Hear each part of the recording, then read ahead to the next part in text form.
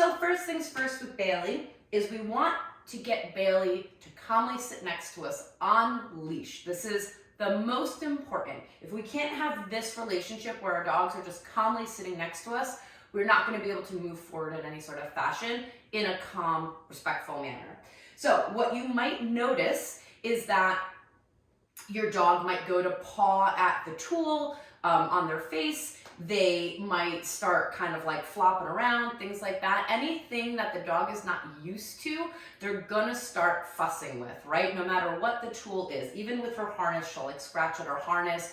Dogs that wear collars will scratch and fiddle with their collars, and the same thing goes with the transitional leash. So if you start to notice any of that, just apply upward pressure in a light manner, like you're picking up like a sack of oranges, okay? Just upward pressure until the dog settles. And that's the point. You are bringing the dog from levels of arousal, even though it has to do with them fussing with the tool, and bringing them back down. And that's what's important when you're out with your dog, that if they are all over aroused, overexcited, nervous, anxious, whatever it might be, this is your way to get them to recollect themselves, calm down, and then move forward, okay?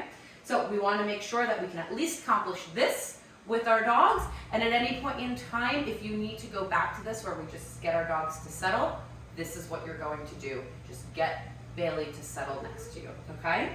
And then when we're ready, we're going to start moving forward. So we're going to take a couple steps forward with Bailey, and then lift up to stop, right? So you see her getting a little fidgety already, running ahead, so I'm just going to pull up, have her stop.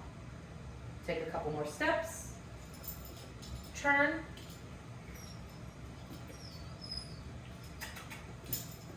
there you go. And again, she's fiddling with everything, so we're just going to pull up until she stops. So lots of patience involved in this, okay? Moving forward.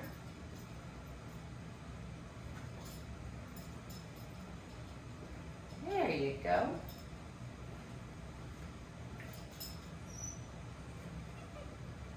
And just some light pressure in the direction that you need her to go. Come to a stop, pressure up. Get her to sit. I'm not using any words. I am using this contact pressure, so the touch of the leash, to communicate what I want.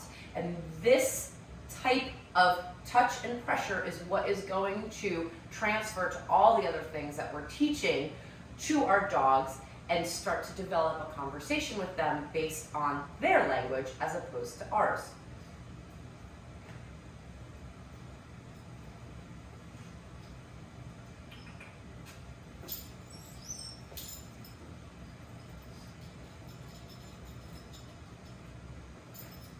There we go.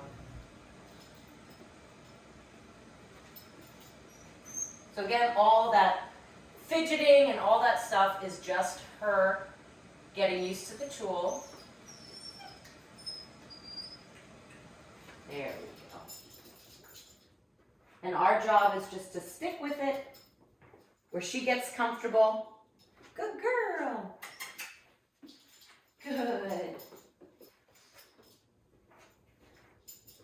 And walks forward with us. Again, any fidgeting, leash pressure up, have her sit. Okay?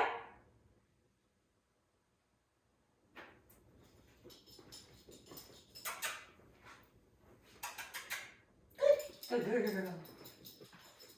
There we go. And as she gets more experience with it, she becomes more comfortable with the tool, and you're going to have a dog that's following you on your walks.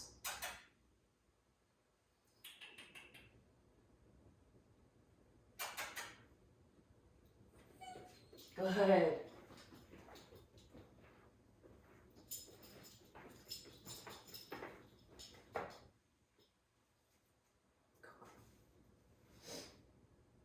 And you can see there, I'm getting some eye contact, I'm getting some awareness.